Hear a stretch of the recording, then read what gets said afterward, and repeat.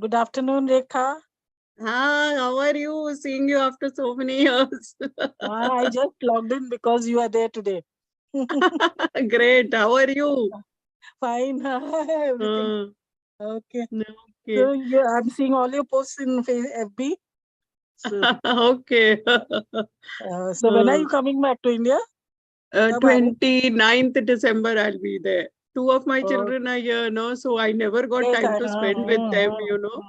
This is the first time I'm spending time with them. So between the two, I thought three months I should be there. Tomorrow morning, I'm leaving to go to the other son. You know, he's near New York, Connecticut. Okay. And this one is in Maryland. He's in near Washington, D.C. Yes, So, I've been to Maryland. My cousin is there also in 2018. So, Rekha ma'am, good morning. Hi, it's so nice to see I'm waking you up early in the morning. I'm so sorry. No, but good. I really enjoy talking to youngsters. You are a true academician because you are never, disturbed by such, demands that we make. It's a pleasure. She's an inspiration for us. Definitely. Definitely, we need to learn such a lot from her. You don't know, Rashmi Rekha ma'am, from USA, we are having WhatsApp discussions on my project. So she is guiding me on that also. So I can't be grateful enough for all that she's doing. So my Hyderabad visit is long due, Rekha. I'll be coming sometimes. I'll definitely meet you. Your son is still there? Yes, he's still there. My daughter-in-law and son. He got married during the COVID. Most welcome. Come anytime. After January, I'm there. Okay. Actually, our college is going on in full swing with a lot of activities. So I know when you're working, you don't have time. Has the principal joined, Prachi? Ma'am, we are waiting for her. Okay. Then, Rekha. Hello, Prachi. I've been in touch with her through WhatsApp. Hello, ma'am. Yeah. Yes, ma'am.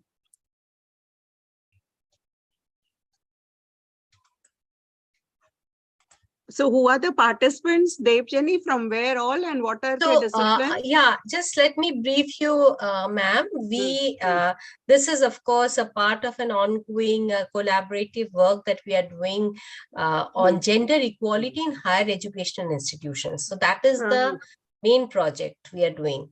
And we are partners to Savitri by Phule. Savitri by Phule, and of course there is Maria from Brunel, who is also there as a co-partner. So as part of the project, they wanted some sort of a proposal from my side that would help the people, the researchers of my region, and I thought that the best way was to do this. So it's for earlier career researchers, and that includes everyone. That includes the research scholars, that includes everyone, even the young faculty. So I can see sister, our principal has joined. So yeah, so go ahead. Good afternoon, sister. We'll begin. Yeah, definitely.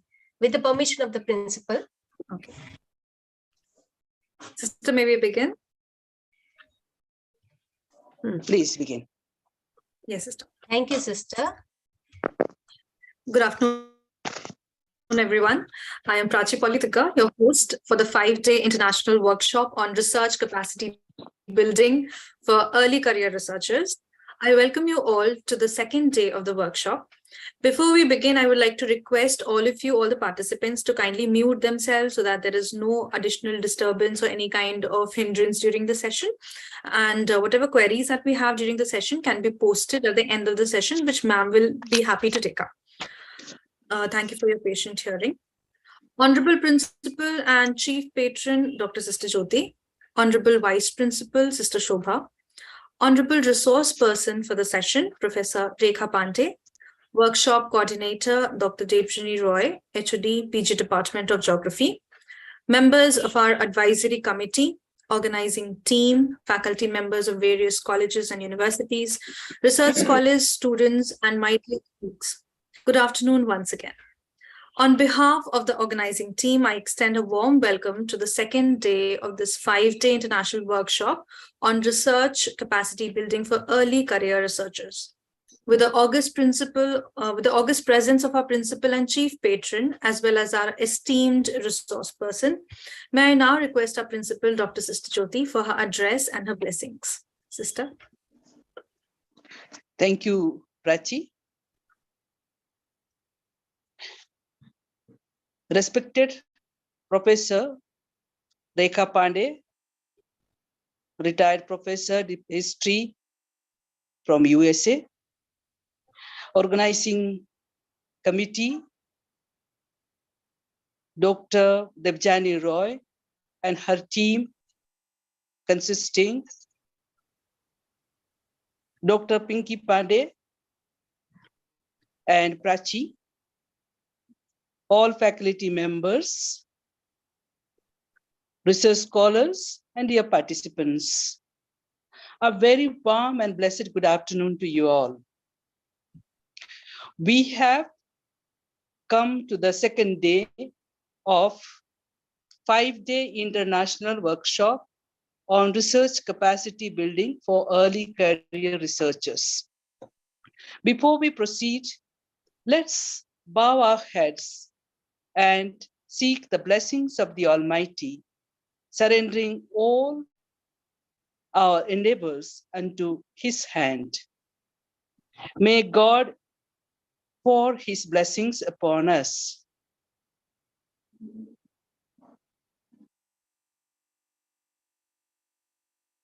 ये मत कहो खुदा से मेरी मुश्किलें बड़ी हैं, ये मत कहो खुदा से मेरी मुश्किलें बड़ी हैं, ये मुश्किलों से कह दो मेरा खुदा बड़ा है।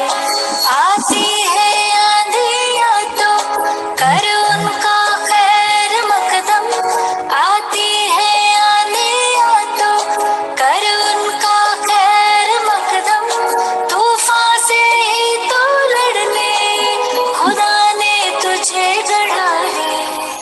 ये मत कहो खुदा से मेरी मुश्किलें बड़ी हैं, ये मुश्किलों से कह दो मेरा खुदा बड़ा है, मेरा खुदा बड़ा है, मेरा खुदा बड़ा है।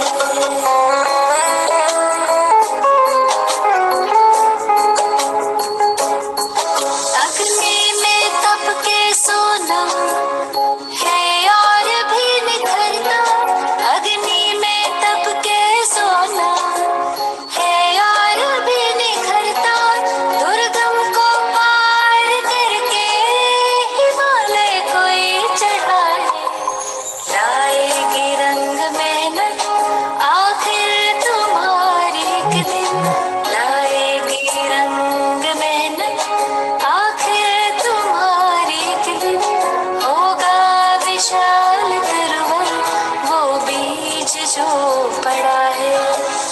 ये मत कहो खुदा से मेरी मुश्किलें बड़ी हैं, ये मुश्किलों से कह दो मेरा खुदा बड़ा है, मेरा खुदा बड़ा है, मेरा खुदा बड़ा।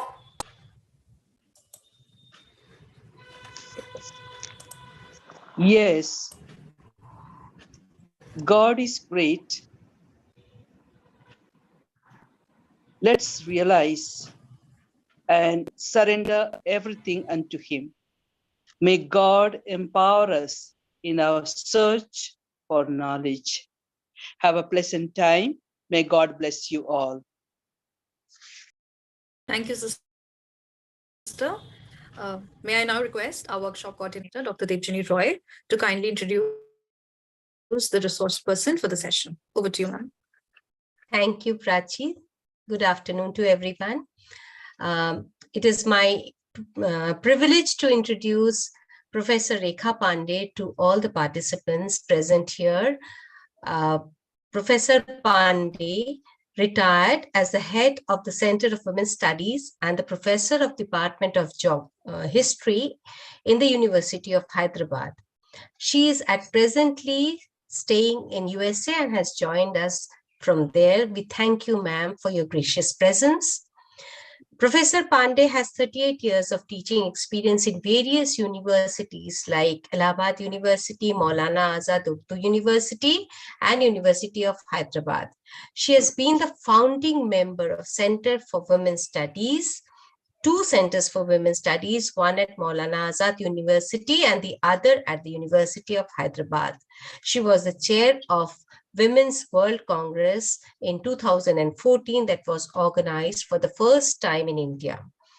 She has, to her credit, over 20 books and 150 articles in national and international journals, and it is rightly said that Professor Rekha Pandey has left a great impact from classroom to grassroots.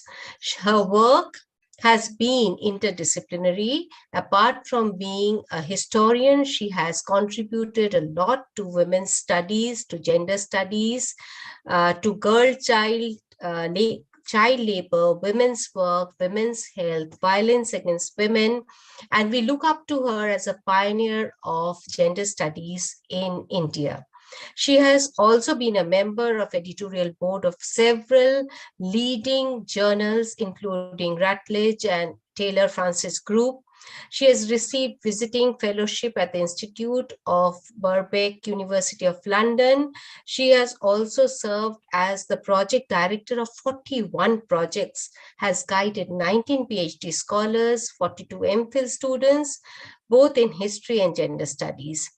Professor Pandey has been the national core group member of Mahila Samakhya program, which is a women empowerment program. She has been nominated as a peace ambassador for South Asia region by International Women's Peace Group Korea in 2016. She also served as a national resource person for UGC University Grants Commission for capacity building of women managers in higher education. Who else can be a better resource person at today's workshop for capacity building? Most humbly and with folded hands, ma'am, I welcome you to this forum to chair this session and enlighten our participants with your knowledge. Thank you so much. Okay. Thank you very much, Sister Jyoti and Debjani and Prachi. It's indeed a pleasure to be here and address the young participants. You know, I have very fond memories of my visit to Nirmala College in Jharkhand, and I participated in a seminar there. And, you know, all of you are so devoted and dedicated to the college that it's really a pleasure meeting you also. I couldn't really not say no, though it is, you know, -1 degree temperature for me, and it is pitch dark outside. It's 4:30 in the US. Can you, I think it's telling me, I would like to share my screen.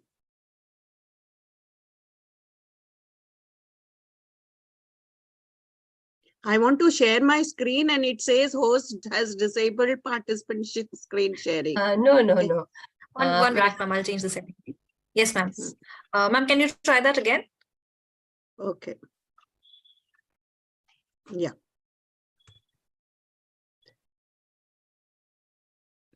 Can you see my screen? Yes, ma'am.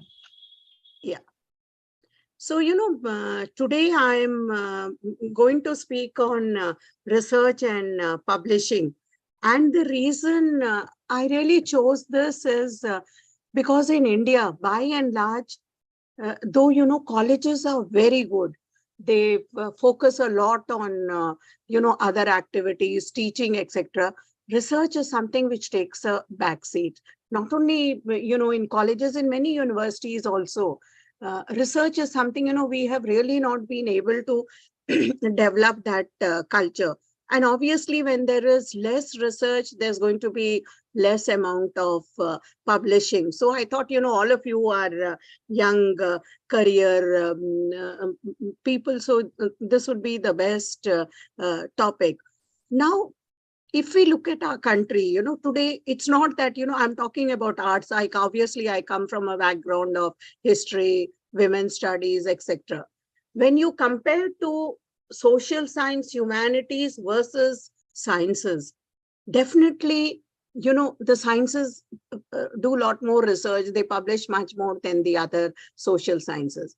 But it is a fact that even in the field of science and technology, we have not been able to reach and meet the international benchmark.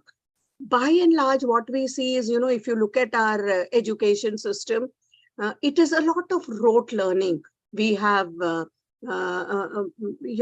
we try to put in so much of information on to the students, and we really do not develop their creativity. I still remember when my son was studying in 10th, I think I learned my history teaching my son for his board exam in 10th. The syllabus was right from Indus Valley civilization to, the whole of Indian history, plus World War I, World War II, UNO, Cold War. And the pattern of the examination was a 1-mark question. I'm talking about ICSE syllabus. And, that 1 mark, you had to be so thorough with your subject. And then there was another 5-mark kind of question. In contrast, at that time, I had come to England, and my sister-in-law's son was also of the same age as my son. First, my husband wanted me to come. He was working in Africa, and I kept telling him, no, I cannot come because my son has his board exam. All of us as parents know how important the board exam is. But, when I came there and I saw my sister-in-law's son only had one topic for his history, and that was Russian Revolution.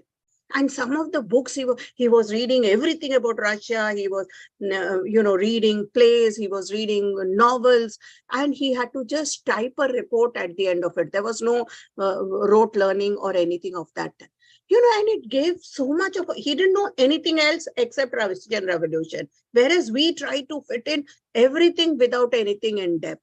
So, this kind of an education also has its impact on our research, because, our children by and large are not very curious about concepts, about phenomena. And we only, in school, we are busy trying to finish our syllabus. In universities and colleges, we try to finish our syllabus. And even the teachers who can really answer questions, sometimes students are curious, they ask questions because they don't want to waste time, because otherwise they'll miss out on the curriculum. The curriculum is such a big thing in our thing. And therefore, we really need education reforms. We are hoping that the new education policy will be able to address some of these issues.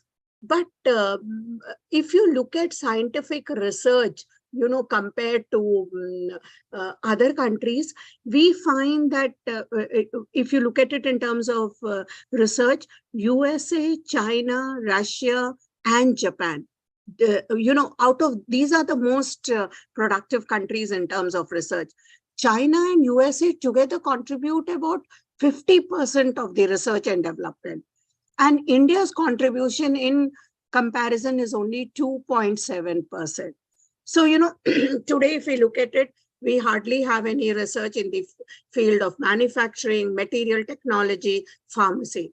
In the COVID period, yes, we did do well. We were able to develop the vaccine. But by and large, we find that, we do not have an environment for research. And our research infrastructure is not so developed. So many, intellectuals leave abroad. Brain drain is a serious problem. Every year we are producing 1.5 million technical graduates, but either due to brain drain or other reasons, none of them are able to contribute. As far as our research publication globally it is concerned, India ranks 5th, with countries like North America, Europe and Pacific dominating it. And USA is the most productive country in terms of research,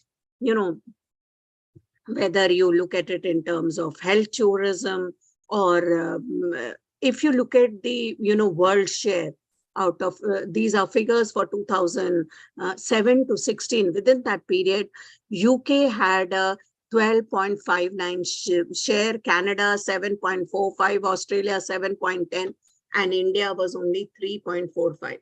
There were countries below us, especially Germany with 3.38, Italy, Spain, France, and Netherlands with 2.53 to 2.95. See, if you look at it in terms of output, the number of journals that publish scientific and technical papers, China tops the list with 5,28,263, followed by US, and India is third. So we are not that bad in spite of all our constraint, and below us is Germany. So therefore, we need to really emphasize on research. One point which is, that we don't pay attention to research in many of the colleges and university. And second, social science research is much lagging behind when compared to sciences. Third, women as such, they are also contributing less when compared to men. For whatever reasons, all of us know the social scenario, all of us know about the responsibility of women both at home and at workplace. So, and especially in colleges, we think that, we've done enough. See, what is very important is your fame in a college is very local. Your students will remember, they'll say, oh, she and he was such a good teacher, such a fantastic teacher. They will remember you, but you will be only recognized locally. But whereas if you write, you publish, you do research, your fame goes beyond the local boundaries. You can get international fame. People will read your articles. You have an access to the world. People are reading your thoughts, and your fame moves from the local area to an international area. Now, what do we mean by research? See, research is defined as a human activity where you apply an intellect to investigate a matter. So the basic purpose of research is first you discover, you interpret, and you develop a method and systems so that, others who follow you can also lead that research. And it is through this art of researching, when you research a topic, you start thinking critically about it. You are able to, collect material related to it. You are able to express your thought coherently. You are able to analyze a particular situation, and that topic becomes clear to even a person who is not involved in that area. I'll give you an example. This is a very well-known story from the University of Cambridge. In the University of Cambridge, William Thomson was known as a very bright student. He was, later on, he was given the Knight. He became a big authority in physics, and he is known as Lord Kelvin. He was known as a very bright exam. They have something called a Tripos exam. Now, Tripos exam is something like our undergraduate, BSc, BA exam. Now, what happened? Though Kelvin was such a bright student, he stood second in that exam. And the first rank was taken by a student called Parkinson's. And the examiner had written in their papers, when he returned the answer scripts to them, he wrote that both of them had solved a very difficult problem. But it was their, solutions were almost similar. And he doubted that they had copied from each other. And, then he called both of them to his chamber to discuss this. And he said that, I think you both have copied. So Parkinson went to him and he said that, no, sir, I go to the library every day. And there, when I was searching, I found an anonymous paper. I don't know who's the author of that paper, but there was an anonymous paper in which a similar kind of problem was solved. So I had read that, I used that, and that is how I wrote my answer. And Kelvin, the other student, he said, sir, but I am the one who wrote that anonymous paper. So obviously my answer is going to be the same. And they claimed, Kelvin said, I wrote that paper, so I should come first and he should come second. But you will be surprised to know that the examiner did not change his marking. Kelvin stood second and Parkinson stood first. And you know what the examiner said? The examiner said, yes, fine, you have done the solution and you have written it. But I will give first rank to Parkinson because he had gone to the library, he had read so many articles, and he analyzed, and then he wrote this. But you think you are the be all and end all of knowledge. You have written something, and just because, you think that's the ultimate, you're not reading others' work.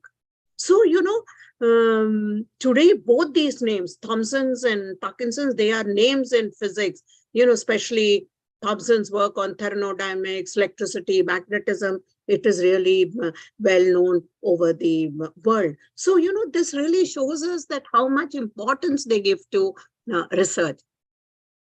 So, how do we, what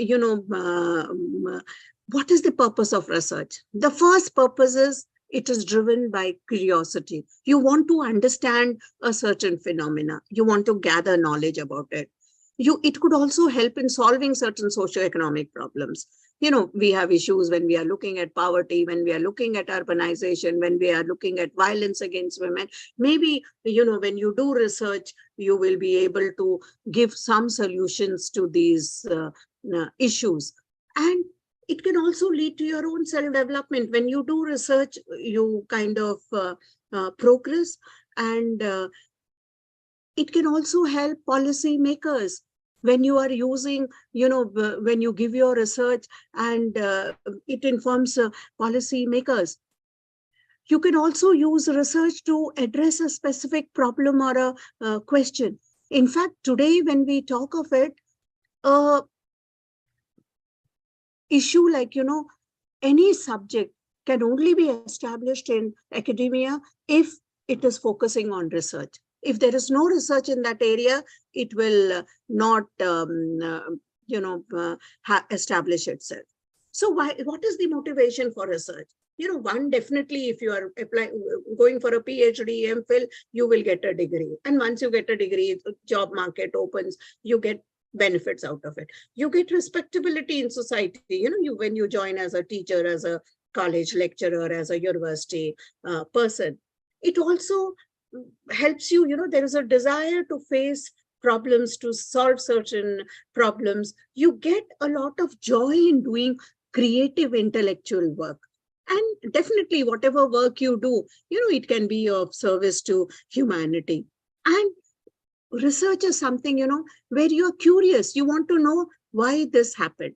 So definitely, if you look at it in terms of significance, for students who are going into research, it's a career. You can develop it as a career. It could be a source of livelihood for professionals. It could be an outlet for philosophers and thinkers. And it can also be a generalization of new theories for intellectuals and careers. Now, when we talk of social research, we are focusing on social topics, studying human behavior, studying their feelings. You try to verify old theories, develop new theories, try to develop various connections between different activities. And social research deals with human dealing in a social cultural environment. Something very important which before you start, looking at research and a topic, you have to first have a research design. Because, after all, research is where you are defining and redefining problems. So you need to have a hypothesis where you can give certain solutions. Then, once you decide a topic, you have a research design, you have a hypothesis and solution, you start collecting data. Once you collect data, you organize it, you evaluate it, you make certain deductions and conclusions, and then you conclude your conclusions and see whether they are fitting the hypothesis or not. I'll give you an example. Suppose you make an observation. All of us are using so much Twitter nowadays, it's everything. Suppose there are elections in a country and you observe, you see that, Twitter plays a very important role, because whatever people are writing, maybe their personal anecdotes or this thing, that has an impact. So you can formulate a hypothesis that because of Twitter, there is an inflow of information. And this has created more awareness among voters related to election. So, based on this, you can make a hypothesis and a prediction that the more an item is mentioned in Twitter, the more awareness it will create. And then, you can start investigating this claim. You can start looking at Twitter accounts, etc. Now, 3 concepts, there are lots of concepts. Let me quickly go through them. The method, methodology, and epistemology. These are 3 very important terms. At one level, there is a lot of commonality also between them, and yet they are different aspects of a research project. First is method. What are the tools and techniques that you are using to gather information? Whatever, are you using a qualitative technique? Are you using a quantitative technique? Many of my students, Devjani, now I have 23 students who have completed their PhD. So, and more than 45 students who did their MPhil. Students who work with me, because in history, we don't have so much on women's studies. And I have students who worked on trafficking. I've had students who worked on, violence against women, students who worked on widows. And you cannot just, you cannot have a qualitative answer, because I see sometimes people just send a questionnaire through internet and say, please fill it up. See, you cannot do proper research only by collecting this kind of information. But because many of these students, I force them to go and stay with an NGO or in a home where these women are kept. So when they are staying there for 2-3 months, they have a first-hand experience. One of my students who worked recently, who was awarded on widows, she spent 6 months in the widows ashram at Vrindavan. She stayed in 2-3 ashrams, met them very carefully, because you are doing a qualitative kind of work, and you need to really understand. Recently, I have published, one of my book is coming out now. It's being published by Routledge. It's on women's work in the unorganized sector, women in beadi making. When I look at beadi making, I don't have to really stay with them and understand their work. Just observing them is something by which I will get information. And I had a data of more than 1,000 women. So I developed a questionnaire. I collected a lot of data. So depending on your topic, you will have to use the methods.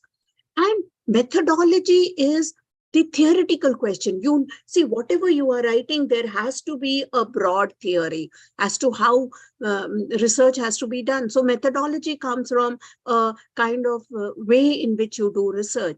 When I look at, as a history person, if I'm writing about the national movement, the Britishers looked upon it as a mutiny. It was an act of terror, according to them. The Indians looked at it as an act of nationalism. This is what they were fighting. Then you had the Marxists who were looking at it in terms of economic interpretation. You can have different kinds of methodologies to interpret it. And, definitely as a feminist, we would like to look at it from a feminist perspective. Epistemology is the various theories that have already been developed. They have already constructed a knowledge, whether we look at it in issues of violence, domestic violence, whether you look at it in issues of, sexual harassment, there is already a knowledge which is created. You need to understand that knowledge. You need to know the epistemology of that term. And then, you also need to understand the difference between a concept and a construct. See, concept is something where you, over a period of time, there is so much of knowledge which is there. It is a order which has been created. it establishes a link with the social world. It can be both abstract, it can be concrete. And it is through concepts that we make a theory. Whereas a construct is something which leads us to scientific analysis. Maybe when I give my, in the discussion hour, many of these things will become clear. And it is, a construct is something which can be selective. You can choose certain, because after all, you cannot write about everything. You have to pick and choose.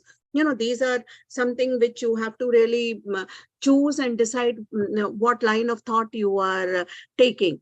So, when we talk in terms of construct, social class is a construct, untouchability is a construct, popularity is a construct which is there. And theories are tools for understanding, explaining, and making predictions about a subject matter. See, there could be various theories in about different kinds of facts and relationship. And these theories should become a part of a larger theory, which is a construct. Now, how do we get our source of information? One is the primary source. It could be really literally, you are looking at rules, regulations, you are looking at orders, bylaws, and it could be looking at regulations by the court. And the second is a secondary source where the primary sources are mentioned. It could be referred to a legal commentary. It could be abstract and dictionaries. It could be encyclopedias or other, books which are writing about it. Like I've already explained, there were two methods or research technique. One is the qualitative and quantitative. Qualitative is where you are, when you're looking at issues like violence against women, looking at issues of widows, trafficking, domestic violence, where you need that kind of a qualitative data. And quantitative data is, where you have questionnaires, surveys, you look at various methods. And let me tell you, I have edited 2 international journals. When I joined the Routledge, it's called International Feminist Journal of Politics. When I became the editor, I was in charge of the whole Asia region. I had only one aim in my mind, and I joined in 2008. Things are much better now. I said that, most of the people who are publishing in these big international journals are people who are settled abroad. We have very few people from India writing in these journals. I don't know what is the problem. Maybe their methods of analysis or our language. So I will try to get more and more, people from the Asian region to contribute. And though I was with the journal for so many years, it was very difficult to, pass the review process, because we are not trained in that way. We are very strong empirically. Our quantitative data is very empirical and rich, but our qualitative data is something which is not there. So, the relationship between the researcher and the subject is very distinct in a quantitative data, but it is very close in a qualitative data. There is the theories and concepts are more conformational. Here they are still evolving. You do not have a particular theory. As you start collecting material, then you develop your own theory. The research strategy in a quantitative method is very structured, but here it would be very unstructured. You don't know how you are going about it. And the image of social reality is something which is very static. And here, it continues to evolve. The data in a quantitative method is very hard, reliable, but in a qualitative, it's very rich and deep.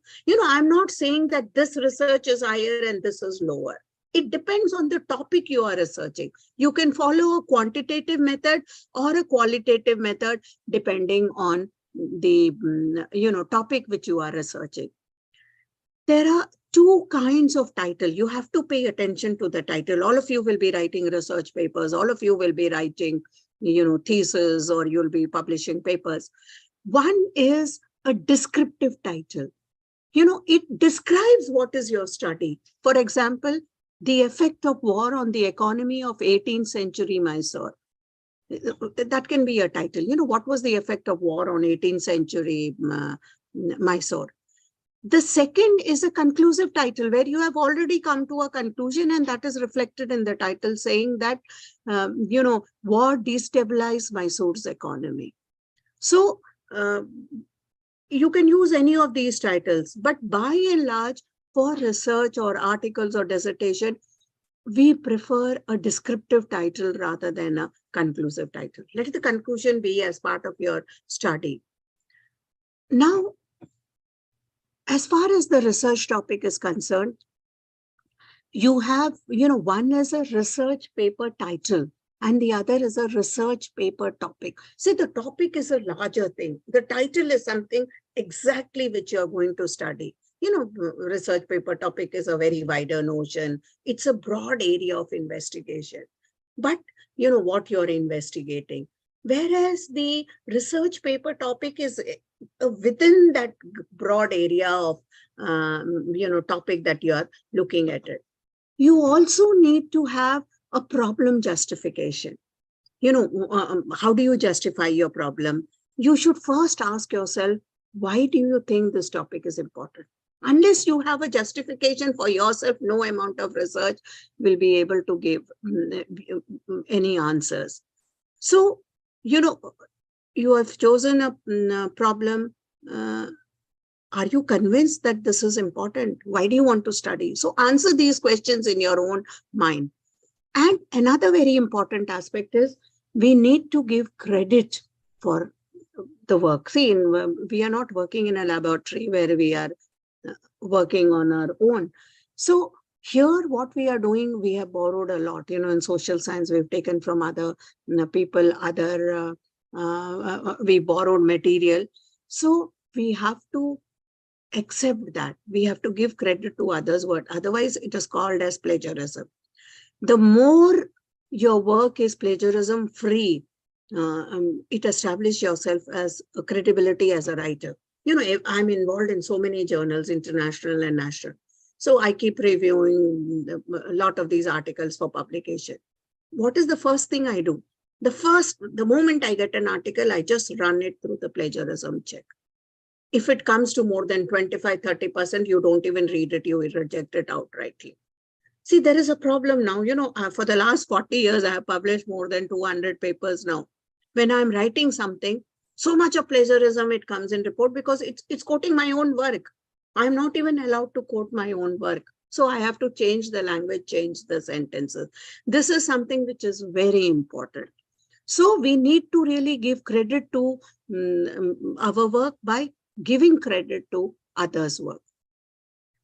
Another thing which is very important is footnotes and endnotes. How are we citing these references? Footnote is something which is added at the end of the page. It can be at the end of that page, giving the sources that you have cited. And endnotes is at the end of that article or at the end of that chapter or thesis. Now, there are 3 different styles which you can use in quoting. The first is called the Chicago Manual style. It is also known as the Turabian style. It was established in 1906. Turabian, he was the first professor who had collected a lot of material for his students in University of Chicago. And this is something, we continue to use Chicago Manual style in disciplines of history, philosophy, and religion and other arts. You must have seen, in many of the texts, how is the reference? After a sentence, you have those numbers written 1, 2, 3, 4, and those are expanded at the end. That is known as Chicago Manual style. And MLA style, Modern Language Association. You must have seen in some of the texts, in a bracket, you have the name of the author, year, and page number which is given. And this is something which is used in a large number of humanities, languages, arts, cultural studies. And MLA style is very popular. Many journals use this style. And the third is the APA style, which is known as the American Psychological Association. it is almost like the MLA style, where, you in the brackets, you write author, date, and it is, and the end of the chapter, or at the end of that article, you list the sources in detail in alphabetical order. In the Chicago manual style, it is at the end, you 1, 2, 3, 4, you give the details over there, in one, whatever book details are there, whatever journal, the details are there. But in the APA and MLA style, you have a reference which is there at the end, and that is in an alphabetical order which is given. You must have seen, those of you, I'm sure all of us are now using the net so much. The corona has really taught us. The very fact that today I can address you sitting in US, it's all because of technology. I think 5-10 years back, we were not so good at technology. I would have to come to Ranchi all the way. And at the most, I could have addressed, 20 or 30 people. But today I'm giving lectures in refresher courses where Aligarh Muslim University, in one, there were 250. I said, my God, what are these 250 candidates going to do? Do you think it makes sense to have so many people? But the very fact that, anyone from India, abroad, you can join. Technology has given us so much of an advantage today. And you must have seen in all your, research portals, you have H index, which is very important. It was proposed by Hirsch in 2005, and H index is the cumulative impact of a scholarly output. What is your performance, how you have done. It looks at all your citation, how many times you have cited. So, so the index H is defined as the number of papers with citation, which can be equal to or greater than. And it is a useful index to determine the scientific quality. See, today when you write an article for many journals, they will ask you, do you have an ORCID profile? Do you have a profile in the scientific, science methods? And you will be able to say this. So H index takes into account two things. One, your total productivity, the number of publications you have produced. And second is the impact these publications have had. How many people have quoted you? Look at all portals, ResearchGate, Academic Edu, Semantics, there are 1001 Academic Edu. So many, all of them have a calculation. So, this is how it is calculated. If, this shows a very high index. High index is 15. Because if you look at the total output of that author, you can see it. And it has been, cited more than 15 times. So the total number of documents, 25, and how many 15 times it has been cited. So the index becomes 5. In arts, it's very difficult. This is obviously a science person, we will not move from 2, 3, 4. It's very difficult for us. Again, look at this. How do you find your H index? I think all of you are young teachers, all of you want a huge, big career in the future. You want to establish yourself. So you have to be very clear. Please have, you cannot, in Web of Science, you cannot have your own profile. The Web of Science picks up on its own. It will develop its page by itself, depending on how you are quoted. But you can create a profile in Google Scholar. You can have a Scopus profile. Now, in Scopus, how do you do? First, do an author search, put the name of that person, and you will get an H index of that author. If they are involved in research, if you will definitely find their research output. In the Web of Science, again, you have to search for that researcher's name. There will be a drop-down menu which will come, and then you can create a citation report.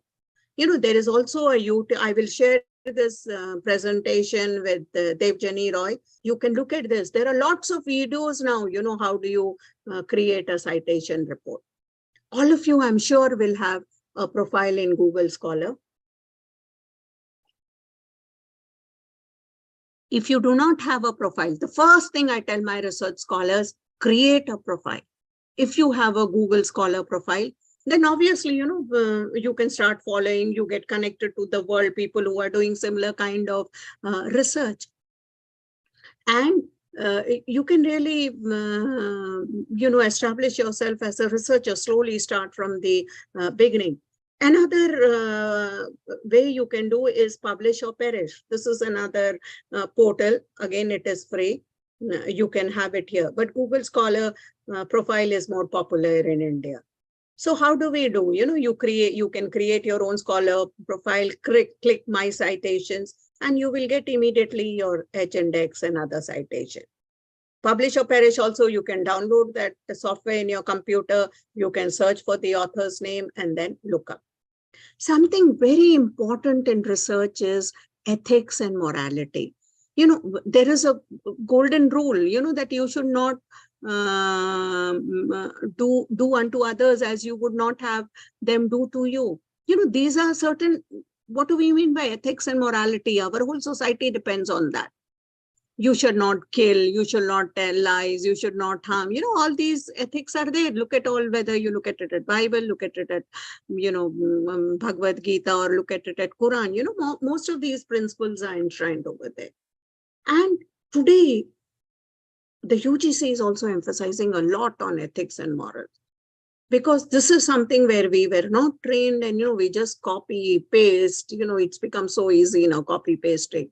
When I started my career, I joined Allahabad University in 1978. Those days there was no internet, no, we were typing in manual computers. We had to go to the library, pick up a book, read, prepare notes, and leave it. Then slowly, from manual typewriter, we moved into electronic typewriters. Then I joined University of Hyderabad in 84. 86, 87, there was just one computer. We had to write our names in the register. The whole social science had one. We were all going, we started learning how to make emails, how to develop. And today, look at it. All of us have our own laptops. We are well connected. Without internet, we cannot manage. You go to any relative's house, anywhere, the first thing we ask is, what is your Wi-Fi password? That is something, our life has become so much dependent on that. Another bigger, today, look at it, WhatsApp, other thing, there is so much of abundance of knowledge. It's very difficult to say what is right and what is wrong. So ethics and morality becomes very important. And research ethic is something which is very important, that how much time do I have? Okay, how much, what is the procedure we have followed? What are the perspective we are having? How are we looking at that particular issue? I recently completed a study from ICSSR on, we were looking at old age women and health issues. And, we were studying in Telangana and Andhra Pradesh in South, and Uttarakhand and UP in North. And COVID started, then we changed our questionnaire. We also studied about the COVID. Now, if I want to publish this, whatever our report is ready, it is now, we are publishing it as a book. But if I want to publish this as an article in any journal, they will ask me for a report of the ethical committee. So the first thing which we did more than 2 years back, every university or, certain scientific bodies, they have ethical committees. You have to go to that committee, explain your research, and then they give you a certificate, which you have to produce in order to publish in international journals. So it is very important to have this research ethics. So why do we talk of research ethics? Because, we are searching for knowledge, truth. We want to avoid error. And, research involves a lot of cooperation, coordination. So many people get together. It's not just your research, one person's. We learn from others, we borrow from others.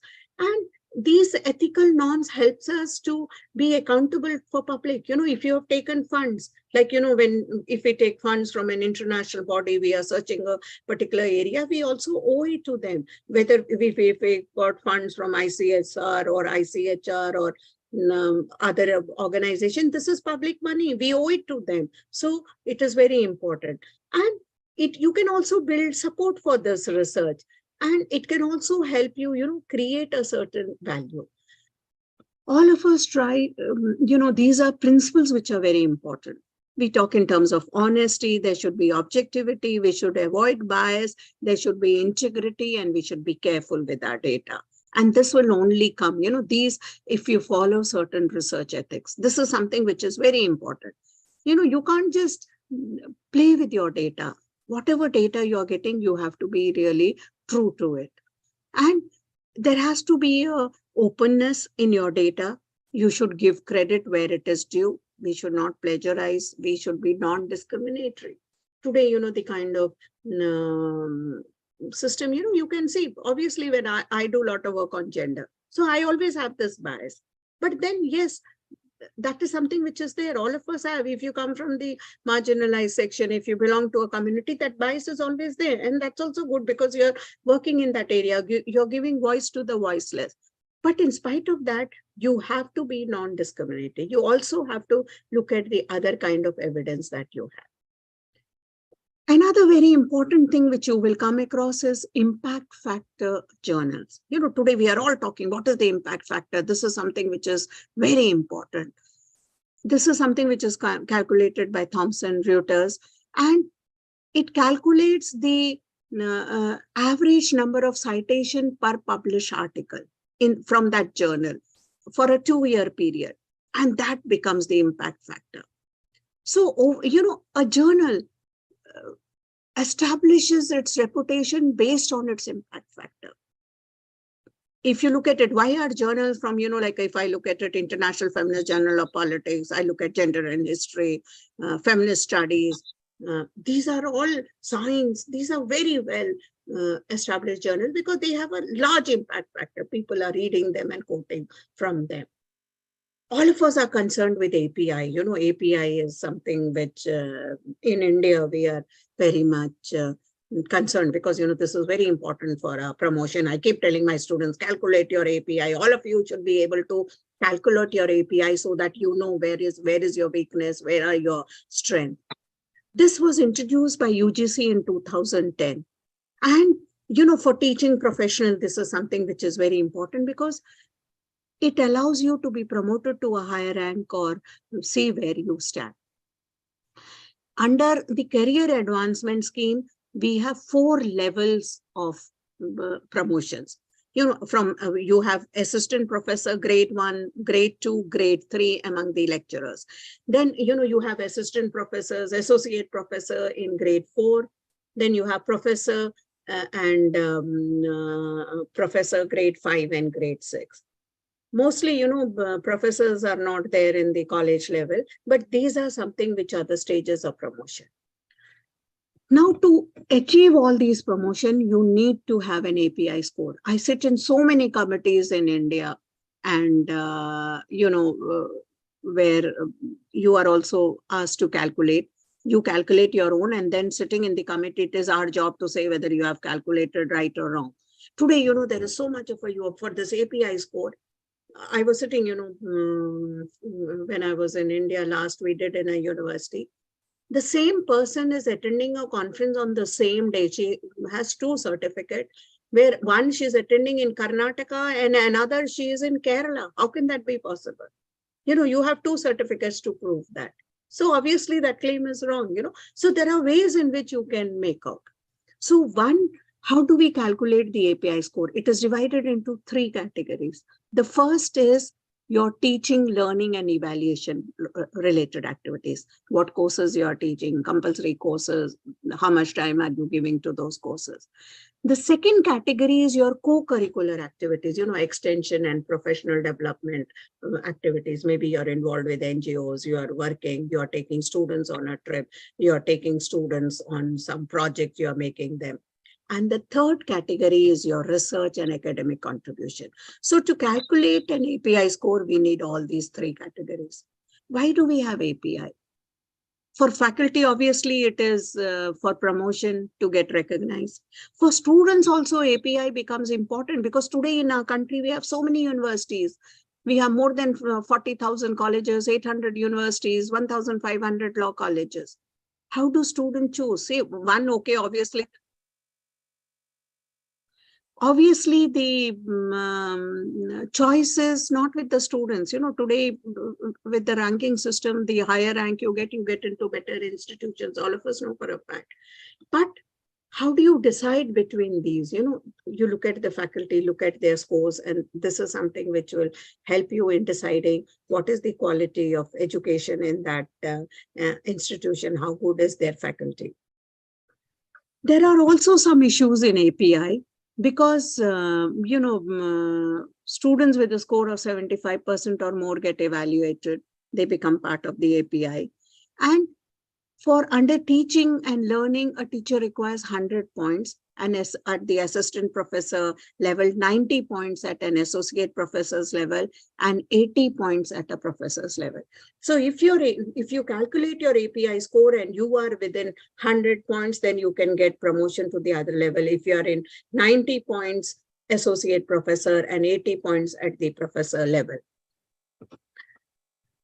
There are, I know for a fact in colleges, you have so much of a teaching load. There are few teachers, you are teaching more than 3-4 courses, you are teaching more than, 20-22 classes per week. So where is the time for research? This is a big lacuna because it is giving equal importance to all the three. But this was under the earlier scheme. The new education policy is trying to change all this. And, it is also giving a lot of emphasis on teaching. So because, in many colleges, you don't have research. It is creating some research universities, it is creating some teaching universities. But here, we are giving importance to all. And teachers who only focus on teaching, they, and not focusing on research, they are at a disadvantage in this. And earlier, you must have seen another thing, a PhD student could not submit their thesis till they published 2 papers. What happened as a result of this? We had there was so much rush for students to publish. You had all kinds of spurious journals. You were trying to publish anything. You were paying to these journals. Now UGC has removed that. Now you can submit your thesis. You can do good research. You don't have the pressure of publishing. So the academic policymakers also realize what are the problems. There is something called a UGC care list.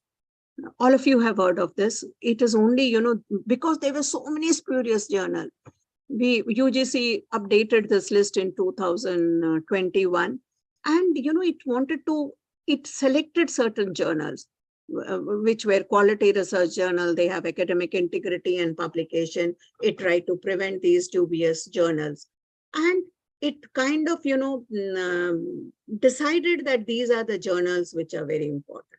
Now, why do we need to publish in care journals? Because, whether it is the academic image of a university or, individual faculty, your credibility will be established the more you publish in Scopus journals or UGC care list journals. Because, they have better global ranking. And publication in sub-serious journal is a real matter of concern in India because we are not having many quality journals. Many of these journals do not have the review process. They just publish. And I'm sure all of you, sometimes in Facebook, you said, you want to do your PhD, contact us at this number.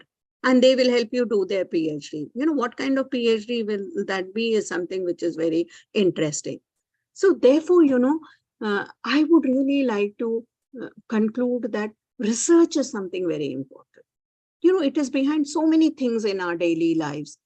The cars we drive, the medicines we take, why, for our headache, or it is all as a result of our research. Research is defined as an act of, seeking knowledge.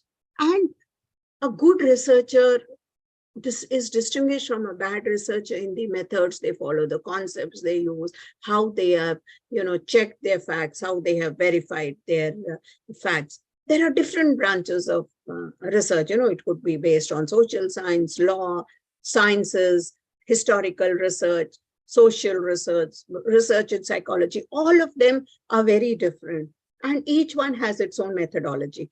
And yet, there is a commonality in all of them. See, each discipline has its own way of looking at things, and yet there is a commonality in these research. And unless we understand this, we will really not be able to contribute much. And therefore, it is very important to understand.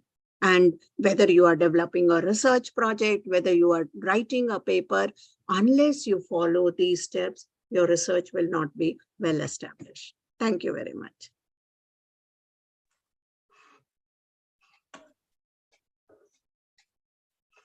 Thank you so much, Rekha ma'am, for dealing with different aspects of research design, methodology, as well as methods, epistemology.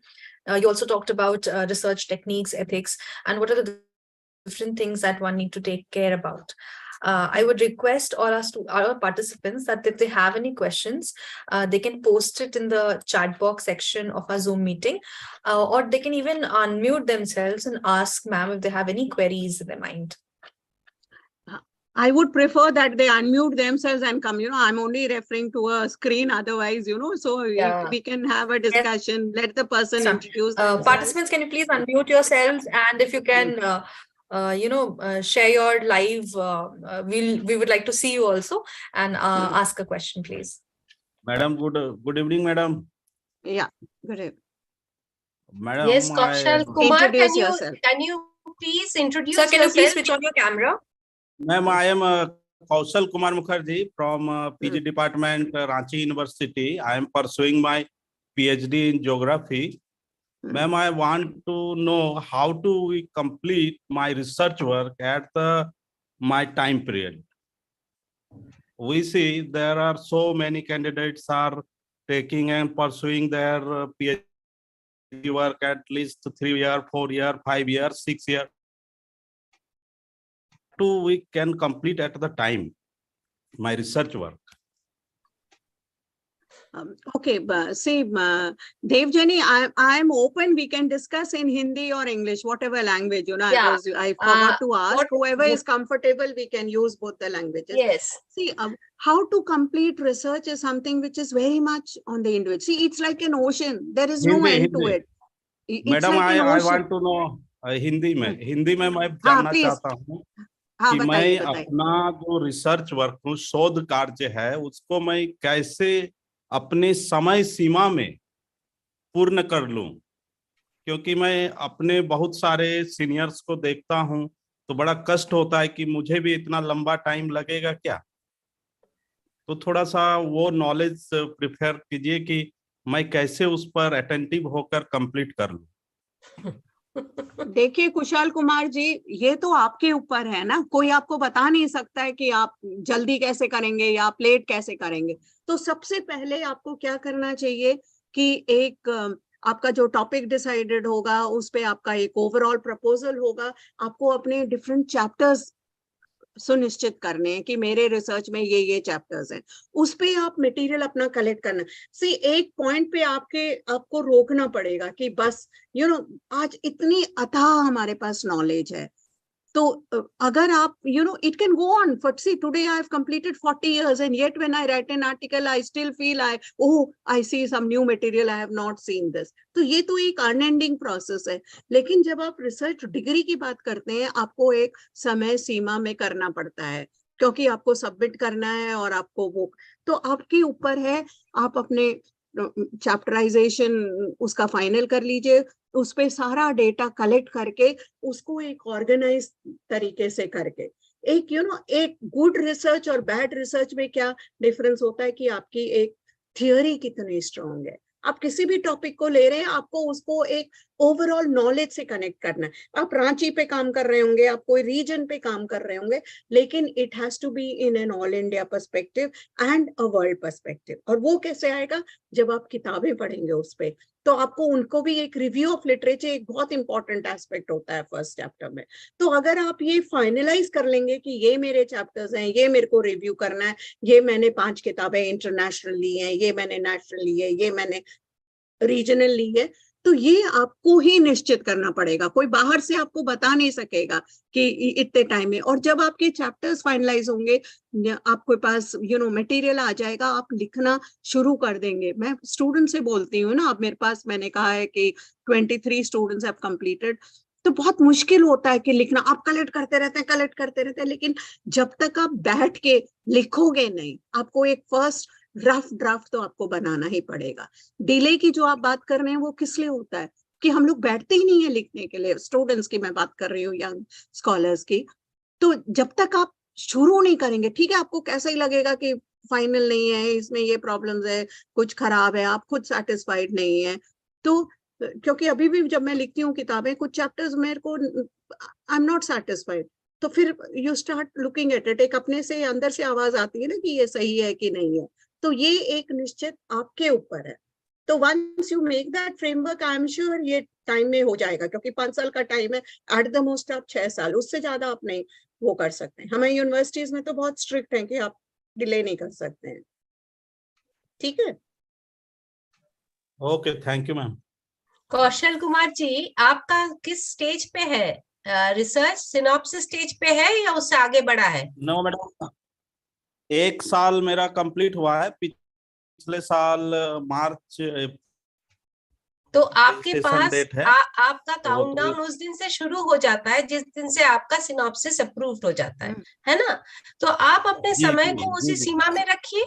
और madam ने जैसे कहा है, I would also like to add to what ma'am has said, पढ़ना बहुत जरूरी है और साथ में लिखना भी बहुत जरूरी है, और हम लोग इन दोनों चीजों को नजरअंदाज करते हैं, right ma'am?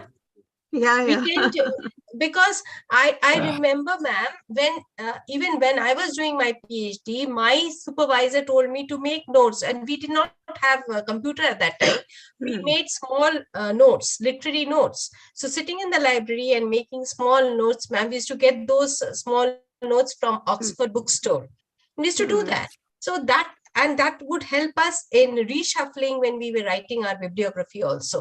So reshuffling those by the names of authors or by the names of the books, we could do that. Now it unfortunately they just are very reluctant to read anything. That is attention span has become less ना, आजकल mobile ने इतना take over कर लिया है कि it's very difficult.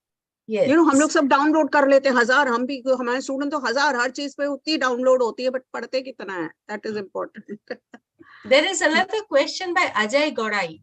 Ajay Godai, will you unmute yourself and speak?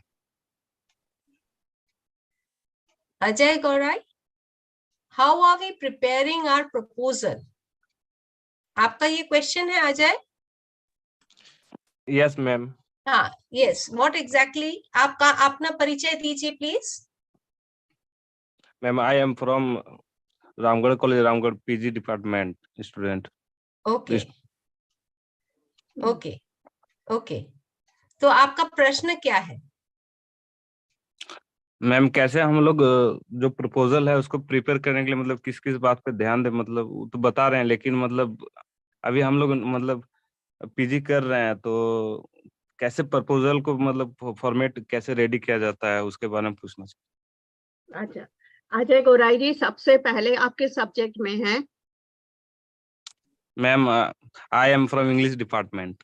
हाँ, English में है या कोई भी सब्जेक्ट है, सबसे पहले आपको अपना एक टॉपिक चूज करना है, कोई भी, this is universal for any proposal. तो जब आप एक टॉपिक चूज करते हैं तो आपका पहले उस पे, जब आप प्रपोजल तैयार करेंगे तो पहले एक इंट्रोडक्शन होगा कि वो टॉपिक क्यों इम्पोर्टेंट है, किस लिए। मैंने कहा ना, सबसे पहले आपको अपने को जस्टिफिकेशन देना है कि आप इसको पढ़ रहे हैं, व्हाई इज इट इम्पोर्टेंट, इसका क्या इम्पैक्ट होगा। उसके बाद आप एक लिटरेचर रिव्यू करेंगे कि उस टॉपिक पे ऑलरेडी कितना लिखा गया है, इंटरनेशनल लेवल पे, नेशनल लेवल पे, लोकल लेवल पे, उसकी आप 3-4 किताबों के, जर्नल्स के आर्टिकल, ताकि आपको एक बैकग्राउंड होगा। तो literature review is very important. Third, आपको एक रिसर्च क्वेश्चंस देने होंगे, आप क्या क्वेश्चंस पूछ रहे हैं। अगर आप I am from history, so obviously I can give examples from history, और लुकिंग एट विमेन स्टडीज, कोई भी आप टॉपिक पढ़ रहे हैं तो आप उसके क्या क्वेश्चंस आप पूछ रहे हैं। What impact it has, what is the socio-economic profile of that region, why is it, what is there exploitation among women in related to this। तो ये सारे questions आप research questions पूछेंगे। उसके बाद आपका एक methodology होगा, आप क्या methods follow कर रहे हैं, आप क्या qualitative method follow कर रहे हैं या quantitative method follow कर रहे हैं, और किस तरह से आप अपना data collect करेंगे, ये आपका methodology में आएगा। फिर मेथोडोलॉजी के बाद आपको फाइनली कि उस टॉपिक को आप कैसे डिवाइड करेंगे डिफरेंट चैप्टर्स में या डिफरेंट टॉपिक्स में, वो आप एक स्कीम ऑफ थिंग्स देंगे और फिर एक कंक्लूजन की again you have to emphasise कि ये क्यों इम्पोर्टेंट है, जो टॉपिक आपने लिया है वो क्यों इम्पोर्टेंट है। तो एक रिसर्च प्रपोजल में ये एस्पेक्ट्स बहुत इंपॉर्टेंट होते हैं। First, introduction to the topic, why is the significance of the topic, research review of literature of that topic, research questions, methodology and chapterization. और अगर आपको कोई इश्यू में कुछ प्रॉब्लम्स आती है, you can also have something related to problems related to that topic. तो आपका कोई भी रिसर्च प्रपोजल में ये एस्पेक्ट्स बहुत इंपॉर्टेंट है।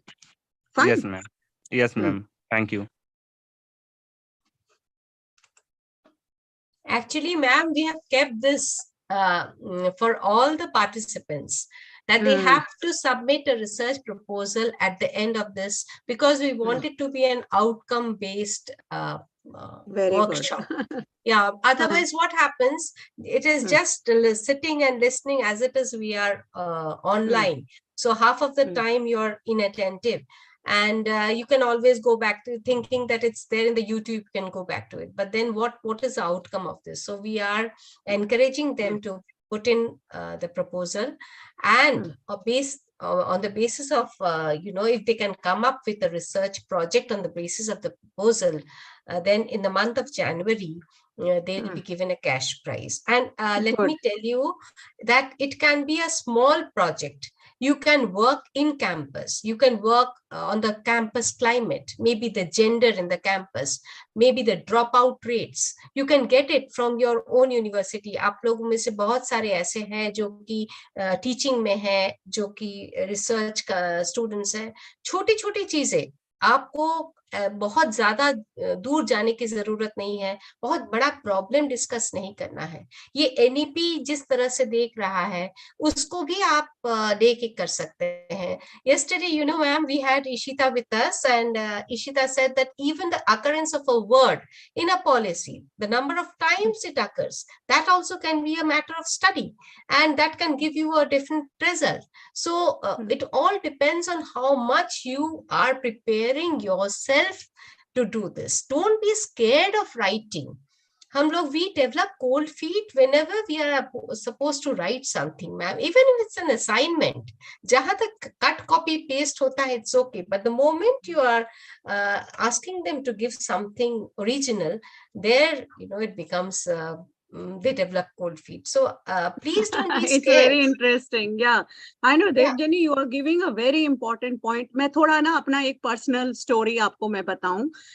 आज मेरे को 40 साल हो गए हैं रिसर्च करते हुए, एंड आई हैव पब्लिश्ड, आप मेरे काफी पेपर्स पब्लिश्ड हैं, मेरी अब 20 किताबें आ गई है, 21वीं रटलेज से अभी आने वाली है, और अभी मैं बहुत खुशी से आपको कह रही हूँ यूएसए मेरीलैंड के साथ मेरा एक और कॉन्ट्रैक्ट अभी साइन किया है मैंने। तो मेरी जो उसके बाद वाली जो 22वीं किताब आएगी, I am looking at Muslim women. तो ये जर्नी आप लोग तो अभी शुरुआत है, तो ये कोई भी आप रिसर्च करते हैं, एक आपका पर्सनल इन्वॉल्वमेंट बहुत जरूरी है। मैं आपको बताऊं, मेरे आज मैंने 45 प्रोजेक्ट्स कंप्लीट किए हैं, और हर प्रोजेक्ट के बाद मैं कहती थी कि ये this is the last, I am not going to do it, क्योंकि यूनिवर्सिटीज से डील करना इतना आसान नहीं है, अपने एडमिनिस्ट्रेशन से, फाइनेंस से। बट इस 45 प्रोजेक्ट्स में अभी मैं एक और प्रोजेक्ट, हम 50 लाख का हमको मिली है ग्रांट, हमने वही पहले ICSSR का प्रोजेक्ट लास्ट ईयर कंप्लीट किया, जिसमें हमने ओल्ड एज वुमेन को देखा है। और अब हम एक ऐप डेवलप कर रहे हैं, कंप्यूटर साइंस के 2 प्रोफेसर्स हमारे साथ इन्वॉल्व हैं। अगेन हम तेलंगाना में एक स्टडी करके we are developing an app जिससे ओल्ड एज पीपल को थोड़ी हेल्प होगी। तो ये हमारा 45th प्रोजेक्ट अभी चल रहा है। तो I have got so much money down the line, right from Africa to other project. इतना आसान नहीं था, हर बार कसम खाते थे कि अब इसके बाद मैं कोई प्रोजेक्ट नहीं करूंगी, but your research comes out of your projects, you get money and you can really do work, so that was always a positive pride. 1982 की बात है, मेरा बड़ा बेटा, अब उसकी शादी हो गई है, वो छोटा 1.5-2 साल का, मैं उन दिनों कोई क्रश का कॉन्सेप्ट नहीं था, मैं उसको एक तेलुगु फैमिली थी हैदराबाद में, हमारी यूनिवर्सिटी करीब 15-20 किलोमीटर दूर थी, तो उनके पास 8-10 बच्चे रहते थे, तो वहां पे छोड़ के मैं जाती थी। शाम को बच्चे बड़े वेल ड्रेस्ड और खूब पाउडर वाउडर लगाए, हम बड़े खुशी खुशी बच्चों को ले आते थे। एक दिन मेरी यूनिवर्सिटी में पता नहीं क्या हुआ, बंद हो गई। मैं 11 बजे 11:30 बजे घर पहुंची। तो वहां जब मैं अपने बेटे को लेने गई तो 10-11 बच्चे जो थे सब नंगे लेटे हुए थे। तो वो लोग क्या करते थे, जैसे ही माएँ जाती थी उनके बच्चों के कपड़े खोल देते थे, क्योंकि बच्चे सुसु पोटी करते हैं, उनको काम होता था। वो तो लकीली हैदराबाद का क्लाइमेट ऐसा है कि नंगे बच्चे कुछ फर्क नहीं पड़ता, सारा दिन भर वो बच्चे नंगे रहते थे। शाम को माओ के आने से पहले उनको तैयार त्यूर करके डेवलप अच्छा सा तैयार करके हम लोग बड़े खुशी खुशी बच्चों को ले जाते थे। जब मैंने ये देखा, I was so upset that day कि एक हफ्ता मैं छुट्टी लेके घर बैठी रही। और मैंने कहा नहीं, अब बहुत मुश्किल है मेरे लिए, ऐसे मैं कैसे जाऊंगी। तो ऐसे ही हम एक दिन बात कर रहे थे, तो मेरी एक फ्रेंड वो ट्रेड यूनियन से इन्वॉल्व थी, तो उसने मेरे से एक बात कही, कहने की कि रेखा, तुम क्यों नौकरी कर रही हो, तुमको जरूरत तो है नहीं, और husband is so well place, तुम अपने शौक के। मैंने कहा देखो, शौक नहीं, हमारे भी एस्पिरेशंस होते हैं। कहती yes, what ever your aspirations and all, तुमको एक चाइल्ड केयर का ये इश्यू हुआ तो तुमको इतनी परेशानी हुई। Imagine what happens to women जिनको नौकरी करनी जरूरी है उनके लिए, and they have to survive on that. और हमने कहा रियली, हमने तो ऐसा कभी सोचा नहीं। तो इमीडिएटली मैंने और मेरी एक कोलीग है, हमने बैठ के एक प्रपोजल दिया, और इमीडिएटली हमने department of women and child welfare को 85-86 में सबमिट किया, and we got that money. तो इट वाज वेरी इंटरेस्टिंग। जो पहला प्रोजेक्ट हमने किया, तो उस समय यंग थे हम लोग, लेक्चरर थे, तो हमने बड़े जोश में एक कॉपी अपने, उस समय आंध्र प्रदेश की गवर्नमेंट थी, women and child welfare, Andhra Pradesh को भी एक कॉपी भेज दी और अपनी रिपोर्ट उनको सबमिट की। उसके कुछ 1 महीने बाद एक दिन हमको कॉल आया कि आपको बुलाया गया है। तो चंदना खान उस समय डायरेक्टर थी women and child welfare department की, उन्होंने हमको बुलाया दोनों को, और अपने कुछ एनजीओ लोगों को बुलाया, कुछ गवर्नमेंट ऑफिशियल्स थे। तो एक दिन हम लोगों ने डिस्कस करके हमने 2 क्रशेस एस्टैब्लिश किए कंस्ट्रक्शन वर्कर्स के लिए, कि जिनके बच्चों के लिए देखभाल जहाँ पे हो सके। तो हमको लगा अरे प्रोजेक्ट तो ऐसे ही होते हैं, हर प्रोजेक्ट का इतना अच्छा नतीजा होता है। तो हमने इमीडिएटली फिर दूसरा किया, फिर तीसरा किया। कुछ प्रोजेक्ट्स के बहुत इम्पैक्ट हुए, कुछ का नहीं हुआ, कुछ ऐसे ही फाइल्स पड़ी रही, डस्टबिन में डाल दिए होंगे पॉलिसी मेकर्स ने, लेकिन कुछ का बहुत इम्पैक्ट हुआ। मैं अभी आपको बता रही हूँ, मैंने एक एरेक पे एक बहुत बड़ा प्रोजेक्ट किया था। It has been published in many international journals and lot of. अभी यूएनओ से यूनेस्को ने एक पूरी दुनिया में 3000 स्टडीज फाइनल किए जो ग्रास रूट से इवॉल्व थी। तो एक दिन मेरे को एक सडनली मेल आया कि आपका प्रोजेक्ट हमने सेलेक्ट किया है। तो हमको पहले 9000 वर्ड्स में आप ये प्रोजेक्ट के बारे में लिख के भेजिए। तो naturally I wrote and send. फिर वो 3000 में से वो पूरा पढ़ के उन्होंने फाइनली करीब 35-40 सेलेक्ट किए हैं। तो वी डिडंट इवन नो। और फिर उन्होंने बताइए, आप इतनी बड़ी रिपोर्ट को देन दे सेड आप 3000 वर्ड्स में उसको कन्वर्ट करिए। We are only accepting 3000 word proposals, I mean project reports. तो देन आई कन्वर्टेड इट। और ये मैं अगर आप लोग प्लीज एकेडमिक एडू में जाइए, मेरे नाम में you will find it, because I believe in sharing material. आप गूगल में जा करके मेरा नाम डालिए, you will get all these portals which are there. तो वहां पे मैंने इट इज फ्रीली अवेलेबल। तो वो 35-40 में मेरी रिपोर्ट भी एक्सेप्टेड है, उसमें इट इज सबमिटेड। तो कुछ का इम्पैक्ट इतना ज्यादा होता है। हमने बीडी वर्कर्स पे डेटा कलेक्ट किया था, तो कुछ आर वेरी इम्पोर्टेंट। मैं एक एग्जांपल, ये हमारा एक MOU था IIIT के साथ, international institute of information technology. 18-19 साल के यंग बच्चे होते, एक क्लास में 180-200 स्टूडेंट्स होते थे। तो उनके पास उस समय टीचर्स नहीं थे। I am talking about 2005, 6, 7। तो हमारी यूनिवर्सिटी से बहुत से लोग जाके वहां पे पढ़ाते थे, और उसका ये फायदा था कि हमको 2 रिसर्च असिस्टेंट मिल जाते थे। तो हम 2 अपने PhD स्टूडेंट्स को इन्वॉल्व करते थे, उनको पैसे मिल जाते थे, and it was good for us, तो वो हेल्प करते थे। और IIT, IIIT जो हैदराबाद का था, it was following the syllabus of IT कि आप इंफॉर्मेशन टेक्नोलॉजी में काम कर रहे हैं, लेकिन आपको आर्ट्स भी 2 कोर्स करने हैं, चाहे हिस्ट्री हो, चाहे सोशियोलॉजी हो, कुछ भी हो, उनको वो करना पड़ता था। तो एक दिन ऐसे ही बिफोर आई स्टार्टेड टीचिंग, एक दिन वहां पे मेरे कुछ फ्रेंड्स थे, तो हम लोग बैठ के ऐसे लंच में बैठे हुए थे, तो वहां पे तो मेरी एक फ्रेंड ने इंट्रोड्यूस करा, एक यंग प्रोफेसर यूएस से आई थी, तो वो कहने लगे कि मैं ना वेब डिजाइनिंग सिखा रही हूँ। तो मैंने ऐसी क्यूरियोसिटी, मैंने कहा what do you teach them in web designing. ये 2005 उस समय इतना मटेरियल नहीं था, इंटरनेट इतना इजिली अवेलेबल नहीं था। तो वो कहने लगे कि नहीं, मैं एक स्टोरी बताती हूँ उनको, और वो फिर एक मेरे लिए वेब पेज डेवलप करते हैं। तो मैंने कहा तुम स्टोरी क्यों बताती हो, इससे अच्छा तुम ये देखो, यंग, ये पूरे इंडिया में कॉम्पीट करके आए हैं ये लड़के लड़कियां, इतने इंटेलिजेंट है, इतने वैल्यूएबल रिसोर्स है, कल ये सब यूएस और कहीं बाहर के कंट्रीज में चले जाएंगे, they will work in big big corporates. तो इनको सोशल इश्यूज के बारे में हम कब अवेयरनेस क्रिएट करेंगे? Why don't you give them a social issue और बोलिए इस पे आप वेब पेज डेवलप करिए। तो कहेंगे नहीं, where is the material, we won't have material, stories are easily available. मैंने कहा you invite me to your class, I will talk to them. तो वो बड़ी हेजिटेंट थी कि हो सकता है, नहीं हो सकता है। तो मैंने कहा कि कहने लगी अच्छा, on one condition, I will still give them stories, but if they want they can work on social issues. तो आई सेड फाइन। तो मैं गई, उनसे मैंने डिस्कस किया, बात की, and you will be surprise, उन्होंने 10-15 बैचेस स्टूडेंट 4-5 मिलके, दे डिड 15 सच प्रोजेक्ट्स। एक ने गरीबों पे बेगर्स पे किया, एक ने जो उनके स्वीपर विमेन थे उन पे किया, एक ने जो उनके कुकिंग स्टाफ था IIIT में, other issues, so they also became a little aware of these issues. So, research becomes very important. So then I became very interested in information technology, or next year I offered that I will teach them a course. And, I started working on information and communication technology. हमने books भी publish किए हैं, उसका social aspect देख के।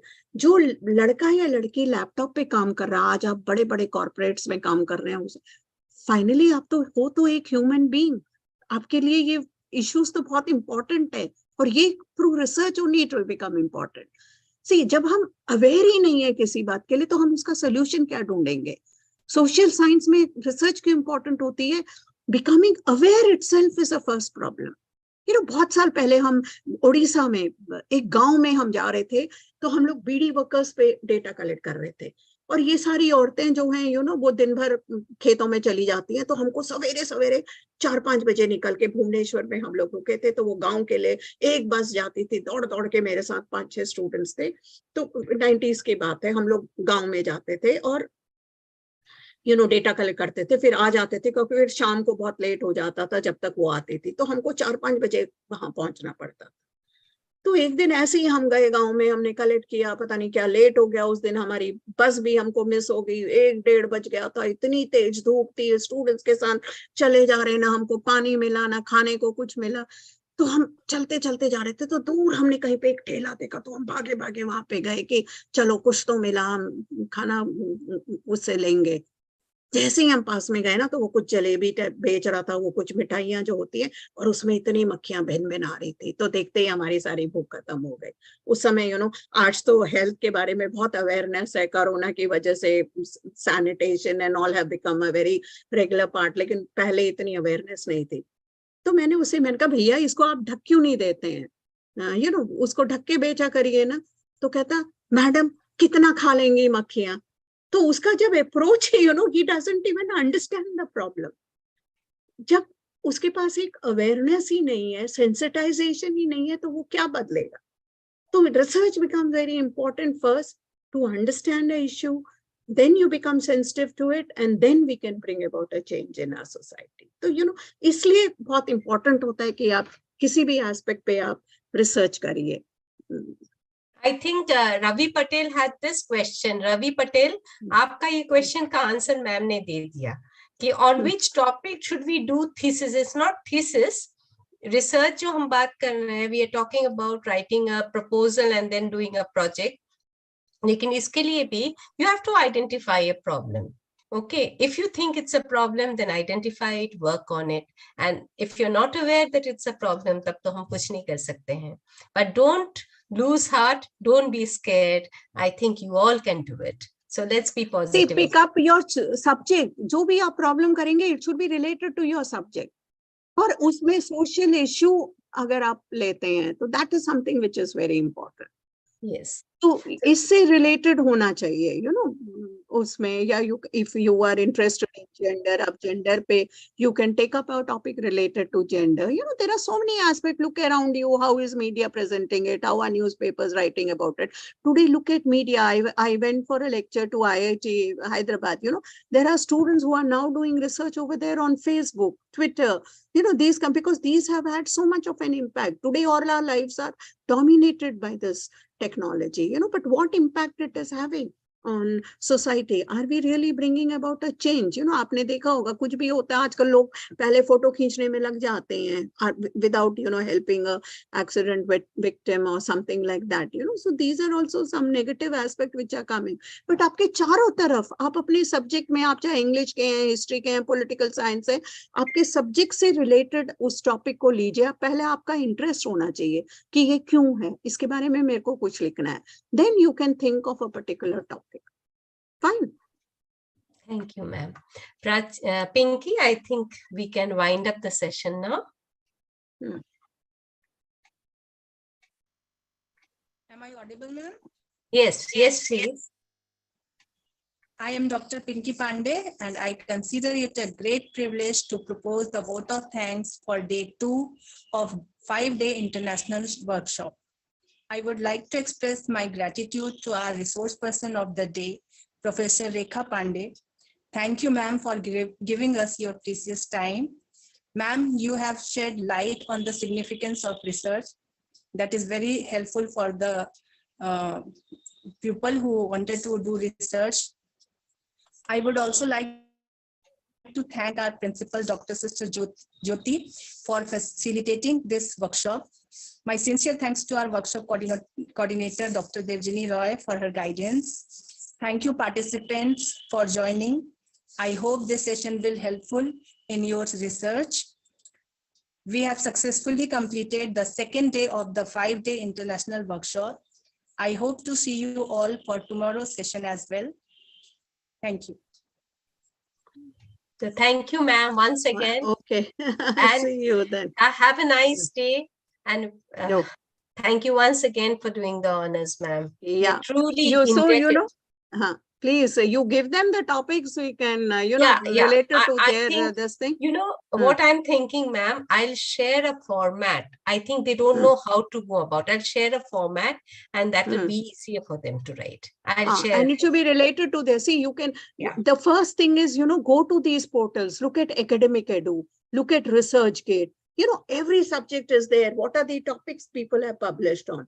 Because, you know, I think most of these people are youngsters. They have not even looked at these portals. Yes. So, you know, it is very important that you go to these and you will get topics automatically. Aap political science se hain, biology se hain, aap chemistry se hain, ya aap, you know, history se hain, geography se hain. There are so many topics, you know, related to people who have worked on it. So whatever topic you choose, it has to be connected to your own discipline, or it should be something of interest. You know, it can be interdisciplinary when we talk of gender, when you talk of language. These are issues which are interdisciplinary, communal harmony, those kinds of things, you know, interreligious, interfaith dialogue. These are things which cut out beyond the discipline, you know. So you can choose a topic either related to your discipline or an interdisciplinary, multidisciplinary topic. And then, you know, like I said, follow that format of how do you go about it. And before doing that, you need to really look at all these portals. Go to Academic Edu, go to, you know, ResearchGate, and you will find 1001 topics related to that. That will help you. Thank you, ma'am. Thank you so much. Okay, then. See you. Have a nice day. Nice talking to you. Bye-bye. Bye-bye. Thank you, ma'am.